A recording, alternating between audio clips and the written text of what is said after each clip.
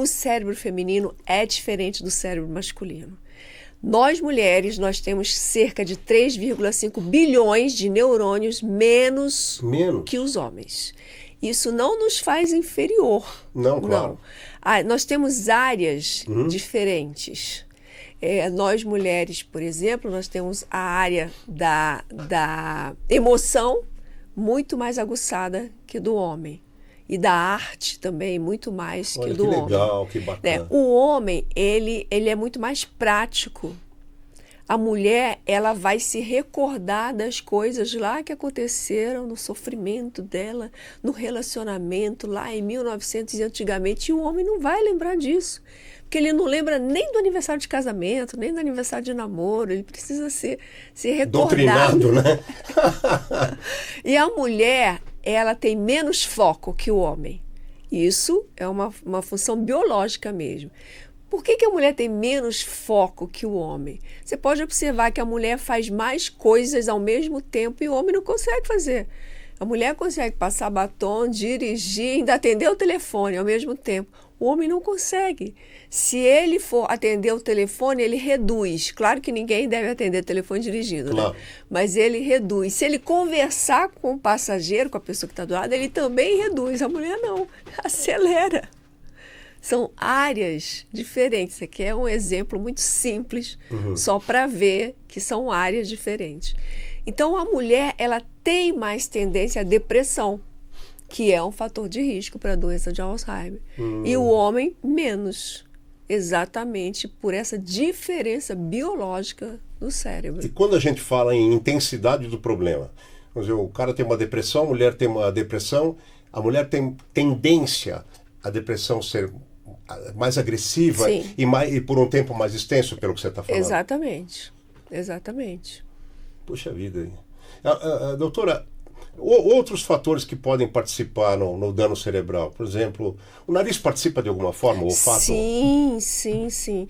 Nós temos áreas, né, 5 áreas que essas toxinas, que é a beta-amiloide, ela entra no cérebro. Então, são por 5 áreas. Pela pele, através da corrente sanguínea, pela boca, através das toxinas, ouvidos, pelos olhos e o mais perigoso de todos, que é o nariz.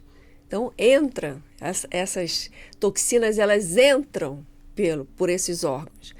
São os órgãos que a gente precisa tomar mais atenção, porque essas toxinas entram independente da nossa vontade. Basta estar vivo, vão entrar essas toxinas. Mas você pode dar alguns exemplos? Por exemplo, dióxido de carbono? Que tipo de toxina? Do ambiente do dia a dia? Do ambiente do muita dia a dia. Coisa? A fumaça, o ar, o vento, a poluição sonora. É do dia a dia. As toxinas, até as alimentares. Independe da nossa vontade. Claro que uma cidade pequena, que é arborizada, que não tem fábrica, que tem poucos carros, as pessoas lá vão ser mais saudáveis do que uma pessoa que mora em São Paulo. Aliás, São Paulo está no meu livro, O Alzheimer e Prevenção para Mulheres, porque é o estado que mais apresenta o diagnóstico da doença de Alzheimer.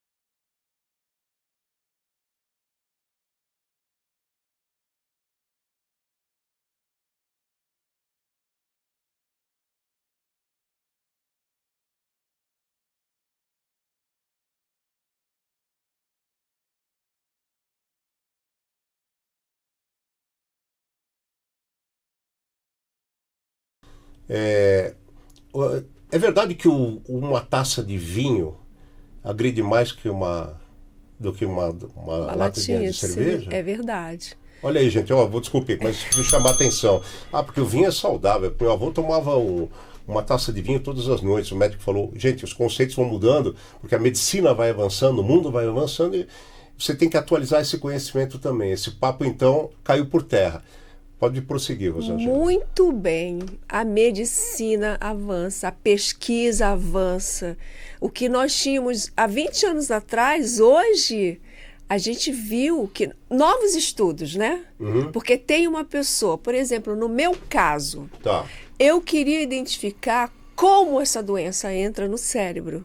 Então eu fui para essa linha, eu fui pesquisar como ela entra no cérebro. Foi quando eu cheguei, ela entra de alguma forma. Porque se a gente tem essas 4 barreiras, como é que entra facilmente? E aí cheguei, né, a pesquisa, eu com outras pessoas que são através dessas áreas. Pele, boca, nariz, ouvidos, olhos. Então, isso aí a gente concluiu isso agora, no ano de 2000 e pouco, já nos anos 2000. Mas para trás a gente não tinha essa informação. Aí uma taça de vinho faz bem? Ao longo desses 20 anos para trás, sim. Os próprios cardiologistas falavam, né, pode tomar uma taça de vinho porque é gostoso, porque ativa a memória, porque melhora a recompensa, a área da A recompensa. circulação toda, a parte. A hemodinâmica, né? Então, é gostoso, né? O sabor é prazeroso, é. Só que as pesquisas mostraram que não. E essa taça de vinho, sob o argumento de que tem resveratrol, caiu por terra. Porque para você ter o resveratrol necessário para um dia, você precisa beber 1 litro de vinho. Não, não seja por isso. Caramba, 1 litro. É 1 litro de vinho. Então, a taça de vinho de 12 ml, em comparação à cerveja, que tem 4 ml, de teor alcoólico, né? Uma taça de vinho de 12 ml tem o teor alcoólico de 12. A latinha de cerveja de 350 ml tem o teor alcoólico de 4. Então, entre um e o outro, melhor Proporção? é. A melhor a cerveja? Melhor a cerveja e não a taça de vinho. Então, a taça de vinho caiu por terra sob o argumento do resveratrol. E diante de, assim, outras bebidas, vai? Pinga, uísque, por exemplo. Todas são prejudiciais. Não, eu sei, mas em relação ao vinho. Ao vinho, então vamos lá. Vamos a mais perigosa. É a cachaça, que todo mundo acha que não, a cachaça É ali... estimulante. Né, que a cachaça tal, mas ela tem 50% de teor alcoólico. Aí vem o uísque, 45%, conhaque, 35%, vinho, 12%, a cerveja... 4. Ei, Zeca Pagodinho, você tá sabendo, hein? Ó, sou seu fã também por isso. Então, esse, né, é o teor alcoólico. Acontece que a bebida mais consumida, ela é a cerveja. Uhum. Aí ela se torna a mais perigosa. Porque uma pessoa que bebe cerveja, ela não vai beber num evento social uma lata de cerveja. Ela bebe no mínimo 10, dependendo do evento. Uhum. Então, em perigo, a cerveja é a mais perigosa de todas.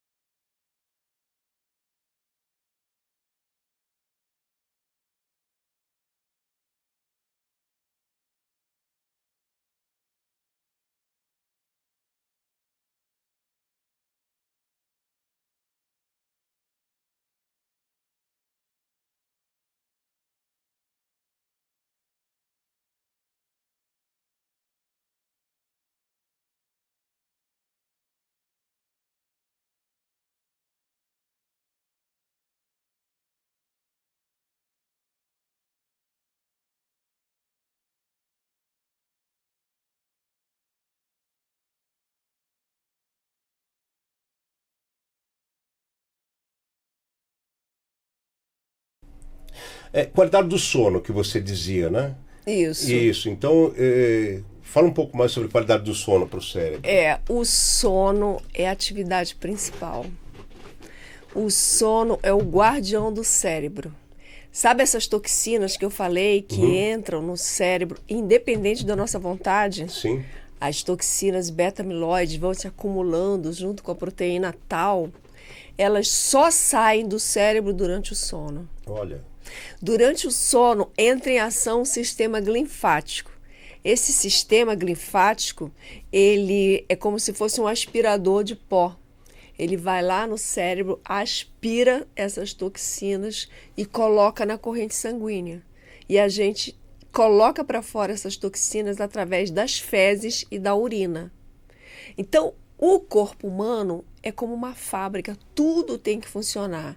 Você precisa beber água para poder... Bastante água. Bastante água para poder colocar através do xixi isso para fora. Só que esse sistema linfático, a natureza determinou, é independente da medicina, da ciência, da nossa vontade, é a natureza. A natureza determinou que esse funcionamento, esse fenômeno vai acontecer das 10 horas da noite às 2 da manhã.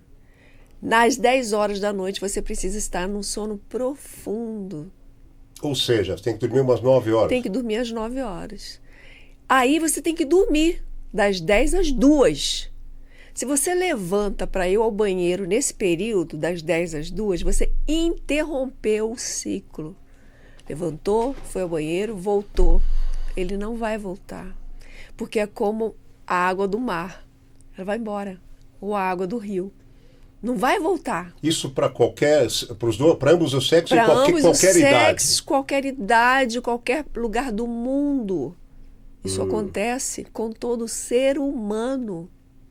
E, por exemplo, se a pessoa acorda, parece que um grande número de pessoas acorda lá para as 3 da manhã, etc. Ela está interrompendo algum outro ciclo cerebral ou não? Não. Não. Não. A mais importante é das 10 às 2 da manhã. Das 10 às 2 da manhã. Então... Presta atenção nisso, hein? 9 horas, está na hora de dormir, não espere mamãe chamar. 9 horas da noite, caminha, neném, caminha. Ronca até as 2, depois você vai jogar baralho, fazer o que você quiser. Ô, Rosângela, e assim, para a pessoa dormir bem, existe alguma recomendação alimentar antes que se deva ingerir ou não se deva ingerir? Sim. Quanto tempo antes? Você já observou nos hospitais qual é o horário do jantar? Não. 17 horas. Isso tem explicação. Olha só. Então, a gente que não está no hospital, qual é o último horário da refeição? Melhor dos mundos, 18 horas. 18 horas. E aí acabou. Não vai mais beber água, não vai mais comer nada. E que alimento é esse às 18 horas? Alimento leve. Não pode ser feijoada. Não pode ser uma rabada. Não pode ser Porque uma salada, uma fruta. Não. Proteína, tem que ter proteína. Tem que ter proteína junto. Tem que ter uma proteína ali junto. Peixe, frango, carne. Tem que ter uma proteína. Ovo. E grãos? Grãos são excelentes. Amendoim. Sim. Amendoim é bom para o cérebro? Amendoim é o primo pobre. De quem? Da amêndoa? Dos grãos. Dos grãos? Tá. E todo mundo joga pedra no amendoim. Falam barbaridades sobre o amendoim, mas ele é excelente para o cérebro. Então, junta o amendoim com a castanha de caju, a castanha do Pará, a amêndoa, tâmara, damasco. Você tem ali uma bomba protetora para o cérebro. Castanha de caju, nozes. Nozes, todas elas. Maravilha, eu como tudo disso, esses grãos. Isso. Um pouquinho de cada um. Se você vê na minha bolsa, eu tenho sempre, eu trago sempre para comer como lanche. Deu a fome ali, eu como aqui. E os grãos têm uma função estratégica de você limpar os dentes, né? Também. Sim. Entendeu? Pouca gente sabe disso aí. Né?